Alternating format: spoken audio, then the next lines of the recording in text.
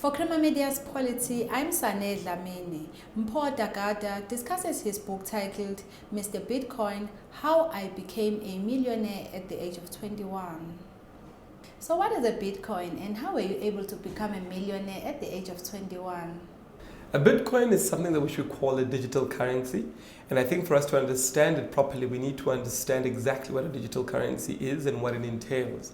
So when we speak about Bitcoin, we're speaking about a digital currency which has been encrypted, or rather using encryption techniques. That's how it's created. Now what these encryption techniques do, they do two things. One, they validate and approve transactions that actually happen. And two, they regulate the generation of units of this currency. So better understood, the first thing that they do is that they regulate how you actually move or transact between two people.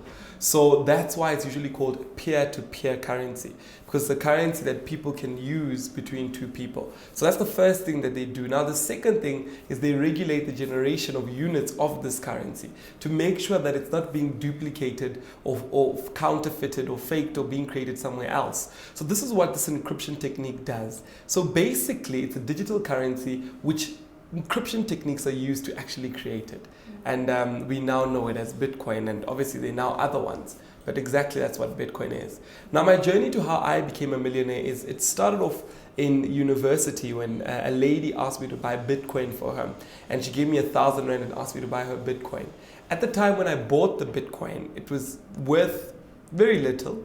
But what happened is overnight the value jumped from 1,000 to 10,000. And that's when I realized actually there's something in this. There's something special about this. There's something that I should research and gain interest in, get knowledge about it and begin to understand this thing. So that's when I got involved with cryptocurrencies. Hasn't this coin lost a lot of value in the recent months? Has this made you poorer? Very good question. I always say to people that I'm one of those people that, yes, I agree Bitcoin has risen in great value, but I'm looking beyond that. I'm doing a talk actually this afternoon and the topic is beyond Bitcoin. And I think it's so interesting for us not only to look at Bitcoin as something that came and made us very wealthy, but to look at it as what is this new global technology that is taking the world forward, that the world is saying they want to be involved with. What is this global Bitcoin and blockchain technology that people are saying, look, we're interested in this. There must be something in this. So for me, that's sort of my direction, my interest, to say the world needs to look up and notice that something new, something fresh, something great that has the potential to change the world has risen amongst us, and that being Bitcoin.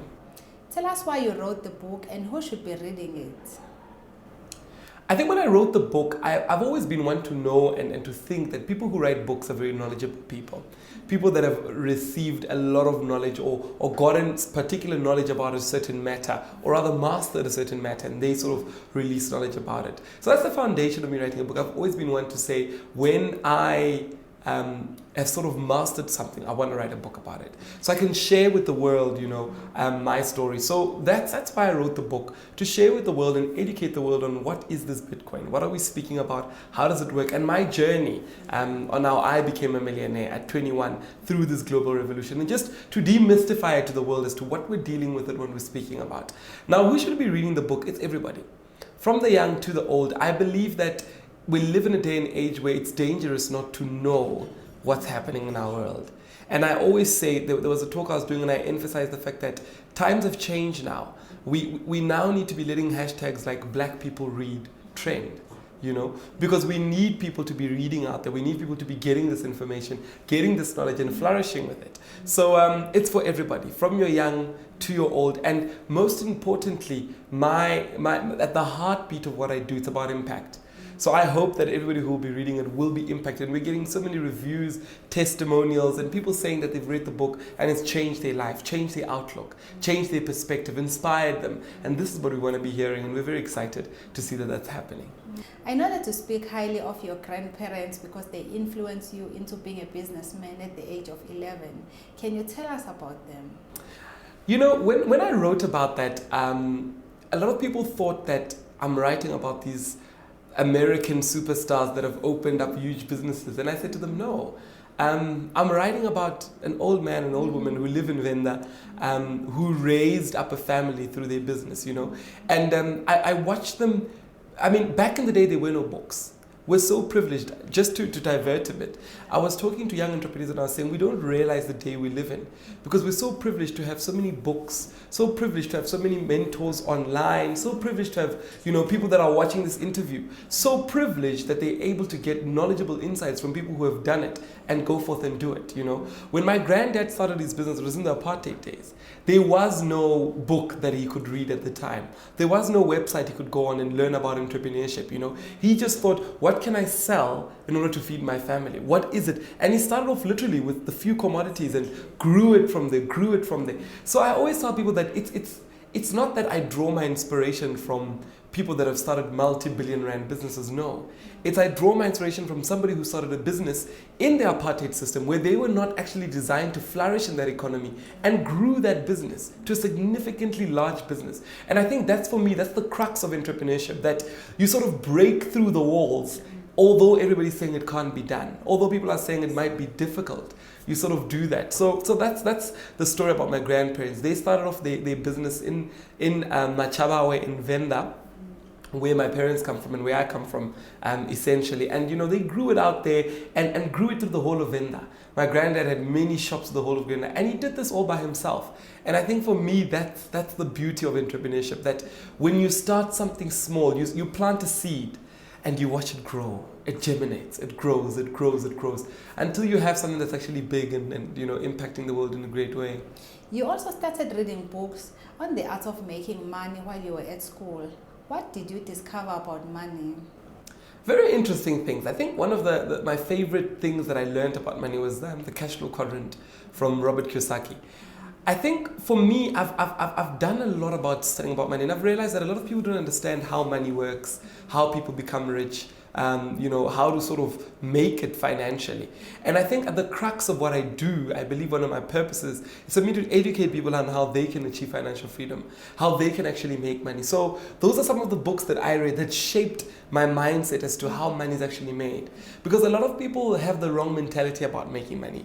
They think that making money is sort of the end result of them drinking champagne on a Saturday night or driving the fanciest car. And they don't actually realize that the elements to make money come from what's your foundation, what's your mentality. Money is more of a mind game than it is a paper game. When we speak about normal money, we're talking about a piece of paper. So that's what I started learning from a young age, that actually when we speak about money, we're not speaking about the piece of paper. We're speaking about something else here, and that's what people should be interested in endeavoring to know. And that's what people get when they read my book. They get information as to what are we speaking about when we speak about money, that it's not just this thing as a piece of paper that everybody's chasing, but it's rather something more than that. It's an untapped wisdom that I share with people in my book.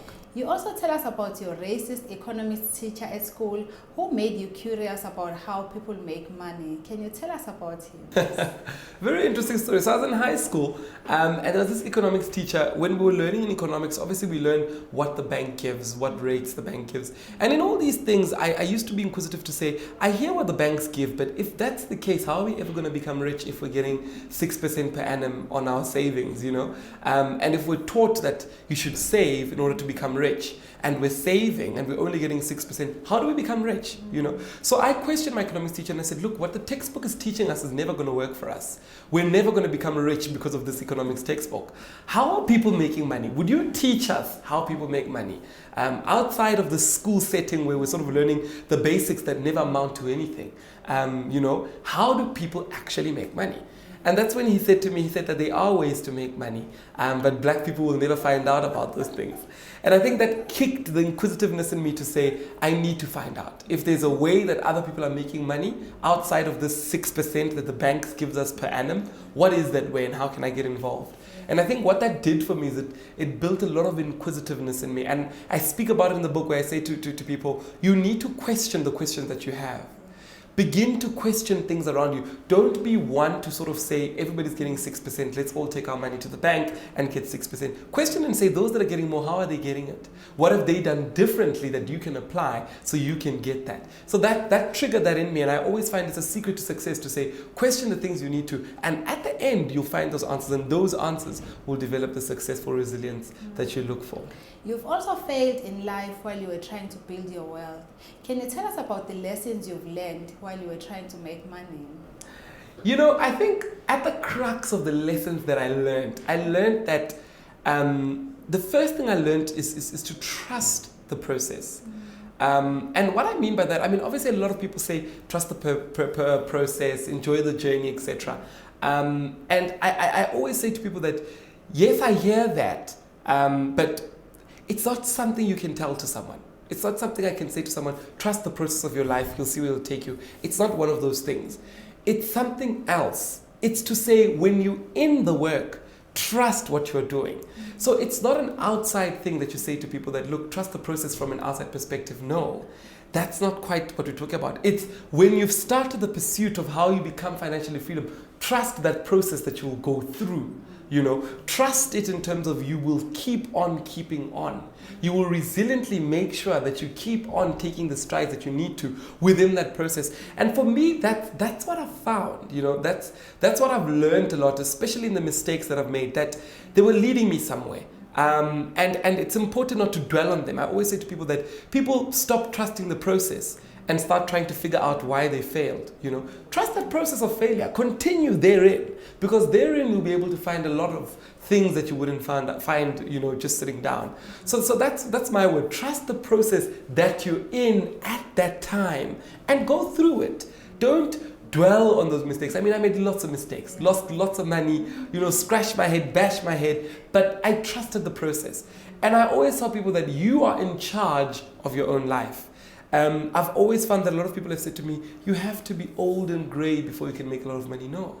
Fast track it as a young person. I was learning 6 things at the same time, trying to find out which one is going to make money, you know. So never limit yourself to, I always say that with the millennials, we're young people, don't tell us what to do, when to do it. We will do 10 things at once and we'll perfect it, you know. So I always say, trust those processes, go through them, and therein you'll find gold. Now talk to people who may think that being wealthy is all smooth sailing.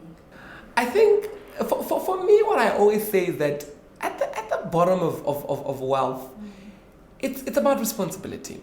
You know, when you're very young, you're naive to think that when you have a lot of money, that's sort of the joy, you know.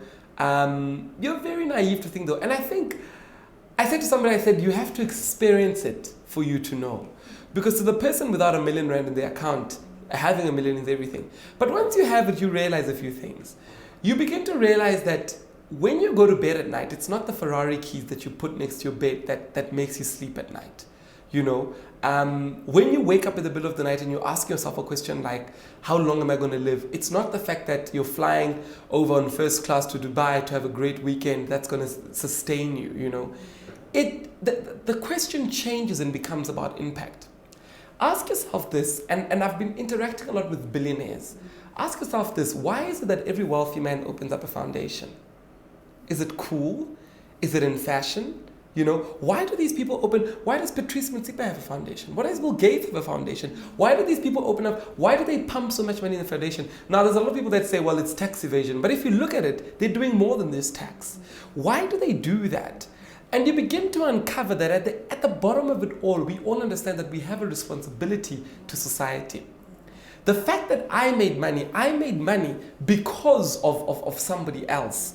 You know, it's a society that we live in. It's humans that we're together, you know. And you sort of realize that at the end of the day, what really counts is the lives that you've actually changed. Practically so, you know. And that's what I've discovered, that it moves, the narrative moves from how do I make my next million to how do I impact 1 million lives, you know. And that's more satisfying, because when you sleep at night, that you can definitely take to bed with you. Although the Ferrari keys, no, you can't.